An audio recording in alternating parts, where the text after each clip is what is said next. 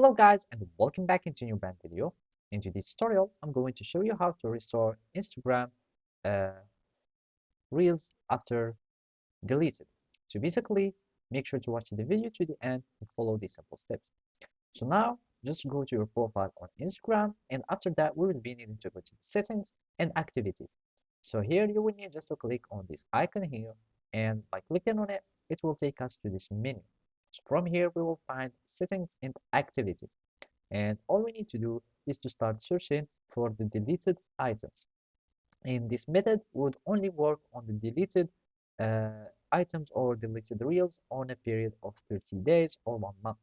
So basically, we will be needing just to search for the deleted uh, content, and we will be finding it there in the activity. And here, how you use Instagram section, we need just to click your activity. And basically, removed and archived content, we will need just to go to recently deleted. So here, I'm just going again to my feed, and I'm just going to delete anything. For example, let's just delete this one. I'm just going to click on delete and click on delete, and here delete it.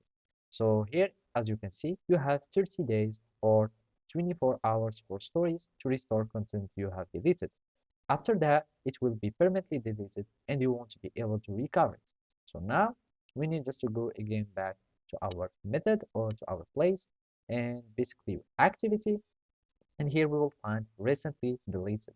And now if we want to recover it, we will be needing to click on this 3 points icon. By clicking on it, you will see restore or recover, and here you will find delete to permanently delete this content. So I'm just going to click on restore, and as you can see, if you deleted it from your profile grid, people will be able to see and interact with it again. And if you deleted it from your archive, it will be restored to your archive. So here I'm just going to click on restore, and basically that's it.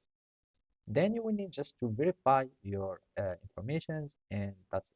So thank you for watching and see you next time.